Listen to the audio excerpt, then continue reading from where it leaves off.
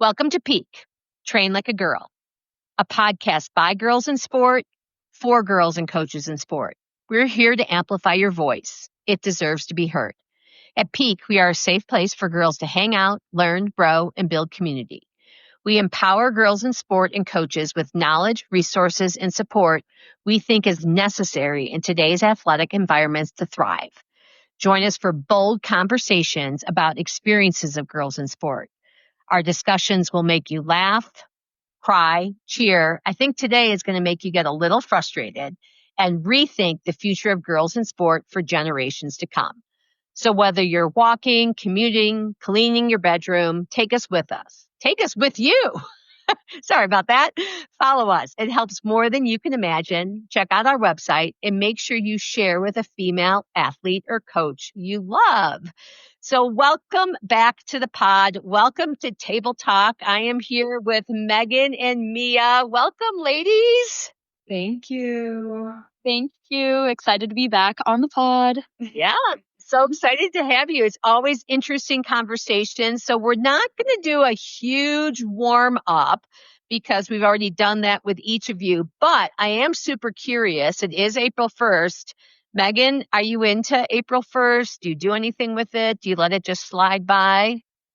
I don't. I'm the worst. I always realize it like 5 days later every year. And I'm like, oh, I missed it. I should have done something. What about you, Mia? I'm honestly a big hater of April Fools just because I'm a very gullible person. So I really don't enjoy the marketing that Instagram normally hits me with because I get so excited for those products to drop and then they never do. So I would like to forgo this holiday moving forward. Oh my gosh, that's why the three of us get along so well. I am totally out on the April Fools. Well, now that we know that we all have that in common, we can move and get into some really serious, hard-hitting comments and conversations. One of the reasons I wanted to have Mia back on, and she can kind of fill you in, is a super interesting and what I found to be both disturbing and concerning article came out called Leveling the Playing Field. And it was put out by two athletes from Georgetown University. And the headline read that the data reveals that a 32.5 million gap between men's and women's sports funding at Georgetown University. So that was kind of the headline. There was a lot of meat and substance in the essay itself and in the data. And I'm going to let Mia kind of share because she's got some personal experience with the people that wrote it. So Mia, fill us in. What went down there and what was the process and what were your thoughts and takeaways? Yeah, so this article was published on the Hoya, which is one of two publications or student newspapers on campus at Georgetown University. This was published by the sports editor, and then I believe she was assisted by like a lower level sports editor at the Hoya. And this was an article that Sophia Liu had been working on for the past 2 years. She said when I was speaking with her about the article that it's gone through numerous trial runs and then kind of been rejected by some like higher editors at the Hoya just because it's a risky article to be published on a school publication as it does show a lot of critique within the athletic department. Obviously, the press is a way where we can like show kind of the vulnerable aspects of the school. So I'm glad that it was published, but it was a 2-year process. So if everyone listening could go and read this article, I mean, it really shows a lot of history and background about Georgetown University, shows a broader scale of how funding works between male and female athletics across the NCAA. And then it drops numbers and then personal interviews with some athletes here at Georgetown to show like the personal narratives and how people are impacted here. And it's honestly such an amazing read and something I'm very passionate and happy to have gotten the opportunity to have some more insight and work on. So, yeah. Yeah. So a couple of those things. So specific to Georgetown, they spent $44.8 million on men's basketball in 2022 and 23, which was 366% more than they spent on the women's team, which is, I mean, that's an astounding number. And then as you went through the article, the takeaway was the athletic departments at Division I schools, so NCAA Division I schools, men's teams spend twice as much as women's teams. And I think that on the outset, people's automatic response, at least when I'm having these conversations, is men's sports make more money than women's sports. So of course they should get more money. And if we would just take like a pause, and there's three flaws, I think, with this response. I think the first flaw is if you're spending more money to market and advertise something, more people are going to come. So the more money you have pouring into something to spend on marketing and advertising, the more eyeballs that are going to be on it. I think that's first and foremost. I think secondly, what people don't realize is that money isn't just being spent on marketing and advertising. It's being spent on things that help support the athletes. So what they're finding in women's programs is that they're understaffed, they're underfunded. That means that the athletes themselves are under-resourced, as are the coaches. And there's less access. There's less access to facilities. There's less access to trainers. There's less access to food. I mean, I don't even think people realize that. Like even the training tables that are available to men's sport compared to women's sport. And the last thing I want to say, and then I want to open it up to both of you, is you can take a broad scope and say, yeah, men's sports make more than women's sports, but really you're talking then about football and basketball. You're really not talking about other sports. But when you compare, whether it's cross country running or tennis or swimming or lacrosse, it doesn't kind of matter. Those sports make about the same money. So I think that's the other part that's confusing. Do you guys have anything you want to kind of chime in or add there? Yeah, I think just going back from the start of your 3 points, while I was being interviewed, so if you read the article, I do go in as an anonymous source. It says a female middle distance runner from the track and field team who requested anonymity.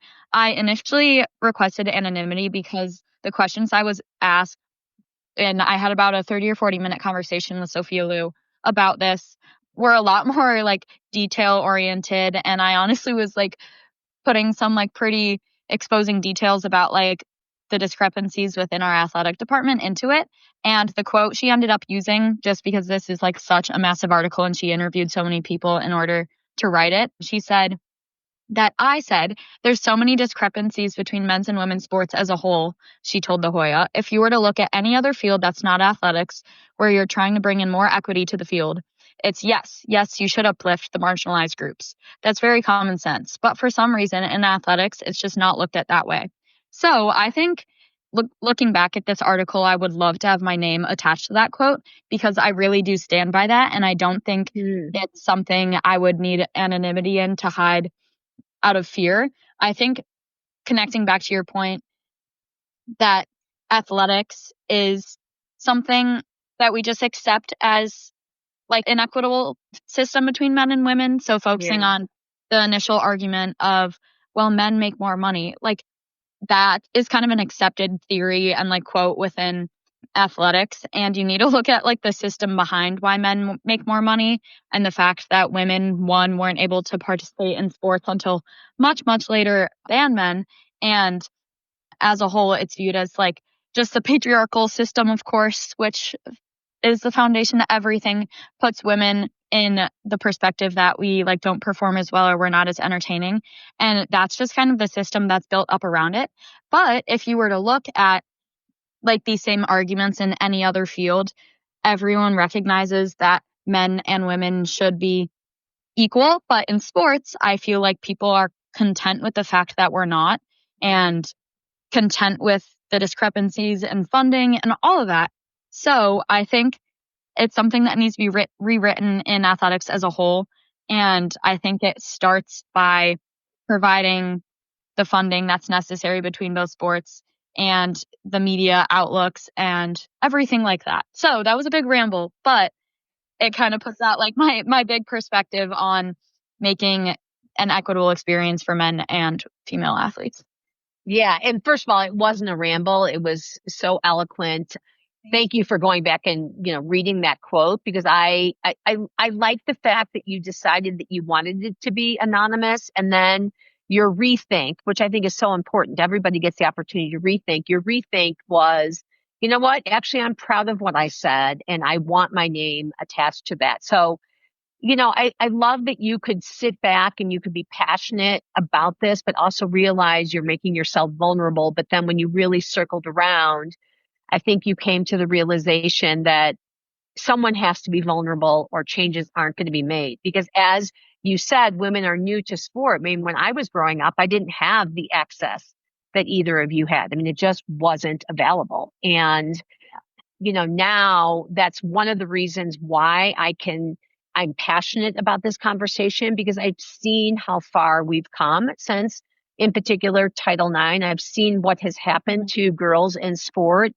And I've also seen how Title IX has hurt women in sport, particularly when it comes to coaches, because actually since Title IX has been implemented, there are fewer opportunities for women to coach, both in men's and women's, because there's more money available. So I'm passionate about the conversation because I've seen what was, and I've also seen the potential. And I agree with you, Mia. I think that in any other platform or any other job, or there is this idea of equity, except for in sport. That's my opinion, and I know that's also your opinion. Yeah. Megan, do you have anything you want to kind of share with that? Yeah, I actually have not thought of it that way, that there is for sure the idea of equity out there, but definitely lacking in the women's sport field. But I feel like I have a little bit of a different, experience perspective over here at the University of Iowa, because I do believe that we're kind of, more on that forefront of things are starting to change. Thankful to Caitlin Clark, who came from our school, and there very, very large change with the attention and marketing for women's athletics here. So that has been a definite plus, and things that I've been like very appreciative for. But within that realm, still you can for sure see the disparities between, men's athletics, the way they travel, the food, like you touched on, that is a massive difference, and that has had absolutely no change. But I would say the attention to women athletics has definitely grown, but still a very large disparity with the funding for sure. Yeah. And when you talk about, I appreciate you saying that. And for sure, I mean, Caitlin, and you wonder, you asked the question, what came first, right? Caitlin Clark or the money? And I think Caitlin Clark came first, and then they poured a bunch of money into that. Yeah. And then, Yes. and I think that's hard though, because then you're expecting this one person to carry the entire program on their shoulders. And that's not really what happens anywhere else, right? So, and it's not that she didn't do remarkable things, but why did it have to be her to make that change? And clearly, with the success of the women's program over the men's program at Iowa during her tenure there, the attendances was up. They were making more money off of women's basketball. Yes. Yeah. I also find it really interesting to have Megan's perspective in this conversation, just because I think Georgetown as a whole, obviously the article and the research I've done is Georgetown centric. But as I talk to more of my friends that run at other schools or just play sport at other schools, they also see these discrepancies. So it's not something focused on like a Big East school who has less funding due to contractual things. But it's like very applicable to all schools. But I think it's interesting to have Megan's perspective, because probably Iowa and UConn are two of the only schools that have like such a dominant female athletics presence. Yeah. Right. And it's cool to see like the potential of what could happen if we have these big figures like Caitlin Clark or like UConn's basketball team. Although they are big, they have like all the funding poured into them as well. So I think it's cool to see like have Megan be able to experience what it can be, and then also to experience like what it is for most other schools. Which is so fascinating, because if that type of attention and, investment in all different sorts of perspectives and aspects was, provided at every school, I feel like there could be so many Caitlin Clarks, so. Absolutely. And that was kind of what I was getting to, is like, when the expectation is, unless you do this, you can't get that, as opposed to, we're going to give you this so you can get that. Yeah. I don't know. That's where it gets a little tricky for me, especially when you break it down to some of the things we're really concerned about at PEAC, which is the female athlete and longevity as far as health and well-being. And when you talk about access and resources and you point to things like something as simple and basic as food, I mean, like that, it breaks my heart that, these athletes aren't being fueled and they aren't being nourished in a way that allows them to perform. And listen, I get that at every school, at every level, that is tricky, especially the travel and the dollars. And I get all of that. But I've talked to enough people that when you're even looking just at training tables within the college, the access to male athletes is so significantly different than what it is for female athletes. Totally agree. I mean, our only team here that has a training table is the men's football team. Yeah. Yeah, and we don't have like an official training table for anyone, but men's basketball do get like stipends for their meals and then also a lot more catering than any other of us athletes have. And that matters. I mean, food is how, as far as not just performance and recovery, that is a huge part of the equation. And that is something for girls in sport. As when you go back and you listen to all the podcasts, those are the things that we're fighting anyways, because women tend to underfuel as a gender anyways, particularly in sports like swimming and running, and now we're not giving the access that it needs. And that's the part that I just think gets a little tricky for me. Yeah. So, and to me, it's not that much of an expense. If we did nothing but equalize that piece of it, even like access to better dorm rooms where you're sleeping with athletes and you have, air conditioning, or whatever that is, it is. But I know also on many of the campuses, the priority goes towards the men's football team and basketball team to get them the housing and the resources they need. And then everybody else and that stuff's important because sleep is important. Yeah. Yeah. And what did you guys find with being on the road as far as access to tutors and helping with the classroom? Do you think that's pretty equal, or do you think that there's discrepancies there? I think, Megan, you could go ahead first. Oh, sorry. Absolutely. I didn't realize it's not that I was thinking on that. I think it was, semi-equal. I do overall want to say that, I don't know if this is whatever, but I do feel like at the end of the day, if it was me versus a player on a male basketball or football team in the same class, the same teacher, I do feel like there'd be a bit more of a extension or understanding for them over me, just because it's like, not a very talked about sport, obviously what they like to classify as, non-revenue in that category. So I think the access and, things were there, but I think that if we really got into the specifics, that would definitely be a difference. Yeah. I think Georgetown specifically, so I have the data in front of me from the Title IX evaluation, which my friend Abby Kozo on the softball team did. She spoke at the Capitol a few weeks back on Voice in Sports Capitol Hill Congress hearing day, which was quite exciting. But she had Georgetown's data and was able to actually look at all these little details. Georgetown does provide equal tutoring opportunities between male and female sports. However, our one sport that is an outlier in terms of housing and then tutoring access is basketball. So all of our athletes run under the same athletic counselors except basketball. So we get all of every single sport except basketball, male and female included, though they all get these resources. But every other sport except basketball has access to the same tutors and then has to go into the general housing pool. But basketball, for both male and female athletes, have their own academic advisors and also get priority in housing. So, I mean, it's definitely amazing that basketball, both genders, have this opportunity, but still it's like a discrepancy to all the other sports, because if you want to use the argument of who's raking in the most money, it's not like those two sports are exponentially higher right now. Yeah, that's what gets confusing.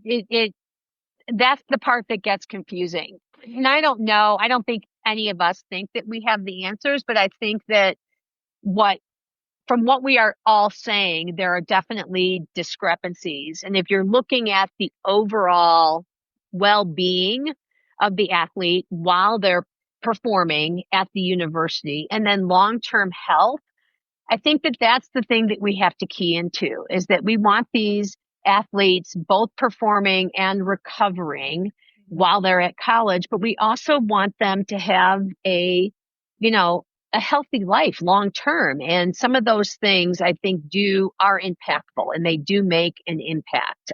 Even when you look at things like we're talking about education and tutoring and housing and those type of things. And my opinion is that college athletes should be in college to get an education and perform athletically, but I don't think they're there to perform athletically and they're just housed at a college. That's just my opinion. Yeah. But when you look at the attrition rate and the dropout rate, should we not be focusing as much or more on these athletes getting a 4-year college education and degree? I don't know. What do you guys think there? I feel like my experience is skewed just from being at the school I currently attend, because all of our students here are very academically oriented, and the athletes who choose to come here accepting that they will leave with a Georgetown degree. And one thing my team prides ourselves in is we have never had a transfer under my current coach to another school. So our graduation rates are very, very high. The only thing, which I find amazing and I'm very proud of, the only thing specific to Georgetown is that we don't have a predominant football team. They're not on scholarship, and they're not Big East doesn't host a football, they don't have football. So our football team's within the Patriot League, so we don't have to worry about football transfers and all of that, or focusing on being drafted to the NFL as part of our graduation rates. But we do see that with basketball players. 2 of our basketball players, I believe, declared for the draft this year, and they will get drafted, so good for them.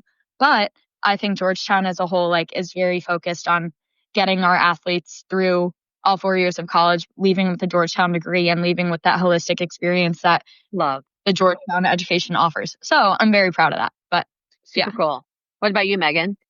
I would say I'm thinking more so along the lines of what you touched on, Anne-Marie. I think there's a heavy emphasis here through athletics on, going to the next level of going pro, because we have had a lot of that success in the past with the NFL and WNBA, even the NBA. So that more so I feel has come to, the main focus, especially throw in the NIL money and transfer portal and those types of things too. It just makes one kind of different version, I feel of what college athletics, was. Yeah. It's different. And I think when you look at the Ivy or the Patriot League, there are some schools at Georgetown will throw in there that at the college level, you get less and less of that. But I think you're right, Megan. I think at the majority of the other schools, some of the attraction for the athletes to come there is the potential to, play at the next level, right? Absolutely. I also found it really interesting while I was being interviewed for this article. They focused on the 3 aspects of how college athletics are funded. So they focused on donor funding, the school sponsored funding itself, and then NIL. And I think Sophia Liu, who was writing the paper, wanted to hear more about the NIL experience as a Georgetown athlete in terms of how that funds our experience. But Georgetown as a whole really doesn't play into NIL as much in comparison to numerous every other school essentially. So we do have a NIL organization that does help us get connected with brands, but it's also very low key, and nobody really does the day in the life as a D1 athlete, yada yada, and gets big for it.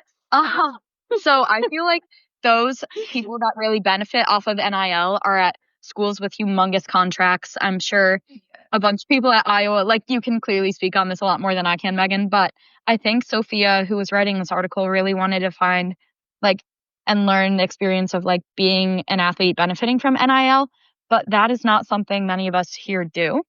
So I think that entirely skews the athlete's experience too, and also impacts how funding happens. But NIL is predominantly in basketball and football, so it just skews the male and female monetary benefits even more in college athletics. I think that's right. I want Megan to answer, but before we do, Mia, I want full transparency. If you were given the opportunity to say for NIL, day in the life of Mia, would it be a snooze fest or would people be super intrigued? Wait, I literally make TikToks. Like, I do day in my life TikToks right now. If I could be making thousands off of them, I absolutely would. So everyone listening, go listen or go watch my TikToks. Get me an NIL deal. I wish. So not a snooze fest. No, not at all. All right, Megan, what's your thought? What's your take on that? Not whether or not Mia's a snooze fest. I would have to plan out a day where it was like, this is the most exciting day you've ever seen from someone. Do you think the NIL is impactful, and do you think that skews? And that my thought is it skews to those predominant sports, basketball, football, and then the ancillary women's basketball. Do you think that's true? I really do. Yes. You hear about some of the athletes going in and out of the transfer portal, and it's solely based on, they took a pass on one school because this school said X amount of money. So I really do. Yeah, I think that's right. It's all confusing. It's all tricky, and we're not going to solve it here. While we're here, though, what do you guys think about high school athletes taking NIL opportunities? I think in the sport of running, so I have a few teammates here who have been NIL athletes in high school, and I think it really sets them up. Like, I think it's a very cool opportunity in high school, but it does put a pressure to continue to compete like at that level in college. So, I mean, Tanoda is one of my teammates here. He was kind of the face of New Balance's like initial wave of NIL athletes. And obviously he's succeeding and like performing at that high of a level. So he really continued to benefit. But I do think in high school, it puts like an additive of more pressure once they enter college to continue performing and like being able to sustain this like image of the brand.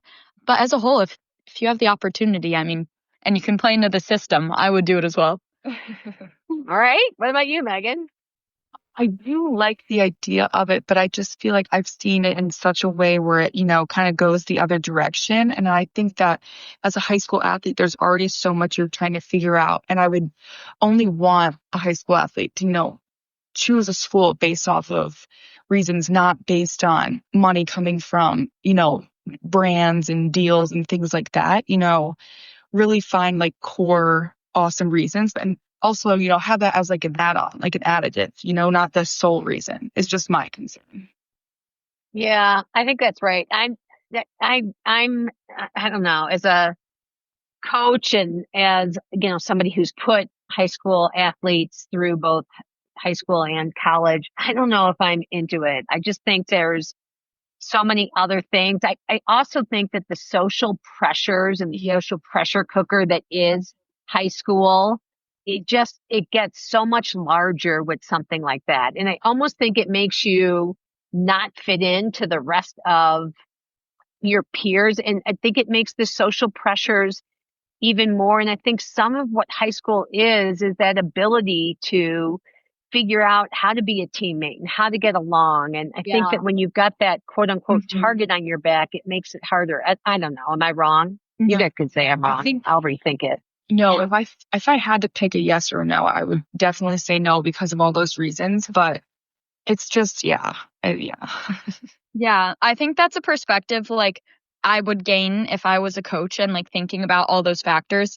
And I think that's a really good perspective that like needs to be considered in offering 17-year-olds these loads of money. So, yeah. And I also think this is a completely different subject, but I also think that some of that, and I think this should happen with, I think one of the things is there's not enough information and education on money and what money is and how do we spend money and how do we save money. And part of my thing is too, we're throwing money at kids. I mean, these are children, at kids that are spending money thinking that this money is going to be available to them forever. And it's just not. And I think that's part of it is that I do think that there's an irresponsibility to the adults that are there. And I'm not saying that whether it's a child actor or a child singer, that these kids who are talented shouldn't have the opportunity to make money. but they also think that they need to understand what money is because they don't understand what money is. I mean, I don't even know if when I was in college, I didn't understand what money was. I went to, I showed up at the dorm and somebody made me food. I just assumed it was free, of course it wasn't free, but, it takes a long time to figure those things out. And just the stories that you hear so many times of people losing everything and going bankrupt, and instead of being advised on how to spend money and how to save money and how to invest money. And I think that's some of it. If we're going to continue down this path, I just wish there was more investment poured in up front so these kids understand what this really is. Do you guys think that's true? I think there definitely needs to be like either an education system that comes with the new wave of NIL, or like in order to have a sustainable and successful like career path, I think the relationship with the child getting this NIL deal and their parent, like it needs to be very specific. And like there's a lot of different factors which could turn this amount of money into a negative situation very quickly. So I think those are like factors that aren't thought about with NIL and could definitely cause problems like in the future. Yeah, I totally agree with what both of you just said. I really don't have much to add, but yeah, this whole thing to me is just so tricky for this age. Yeah, I think that's right. I think tricky is the right word. And the other part that we haven't talked about is that we keep on talking about parents, and that the assumption is the parents are going to do right by the kid. Totally. I'm just not sure that happens all the time. I've seen like firsthand with like specific NIL cases where parents, I mean, you're under your parents, like, yes, guardianship. You're 17 years old. You are their child. So like they get the money until the child turns 18, and then that can turn into just like a legal battle, which is not something any of these kids need. Completely. Yeah. And but I mean, I'm so glad that we're having this conversation. I'm also really glad we're having this conversation with two collegiate athletes. And then, Mia, like, I love that you've been invested in this conversation, and there's people who are at your university that are digging into this, and they're doing not only the research, but they're quantifying the research. So I think that that's so important. And sometimes the numbers can be overwhelming, but sometimes when people are talking general conversations, but when we get down to the specifics, and we're not saying, I don't think any of us have said we've got this figured out, we know the right path. But if you can't point out the discrepancies and understand, like, listen, we've done this, there's certainly great opportunity here, but there's also great opportunity to maybe take a pause and draw some new boundaries, whether that's around how money gets distributed between men's and women's sport at university or in this NIL conversation. And I think there's some good value there in maybe taking a pause. So that's kind of my take on it. Do you guys have a takeaway? That's such a good way to put it. I think if there was, more of like a reflection, like like a way to go deep and just kind of understand all of the different impacts and things that are going on, I love that. Yeah. I feel like, once again, my initial point of like athletics is one of the few fields where we just accept the inequity between women and men in this field. And I think like the first step to any action and any change is actually acknowledging the issue and putting efforts to making that a general consensus and not just accepting the broken parts of the system. So I'm glad this conversation is going to reach another place after this article was published. And it all starts with just like exposing these ideas to new audiences. And that's where the movement can actually occur. Yeah, I agree. And we'll link the article in the show notes for sure. So we will go ahead and get cooled down here. And I think that instead of doing the traditional cool down, we should make our big, huge announcement. It's really only big and huge to Mia and I and to Libertyville girls cross country. So for anybody else listening, this may not like blow your mind, but Mia has graciously accepted the coaching position for our summer running program. So she and I are going to be working together in the heat of the summer in the Midwest, and I'm super excited. Are you excited? Yes, I am so excited to work with the Libertyville cross country team, and I will see you all out on the Des Plaines River Trail this summer. Absolutely. So thanks again for being here for Table Talk. Don't forget to follow us. Make sure you share our episodes. Make sure you share with a female athlete or coach you love. We are really growing our audience, and that makes us so, so happy. But your voice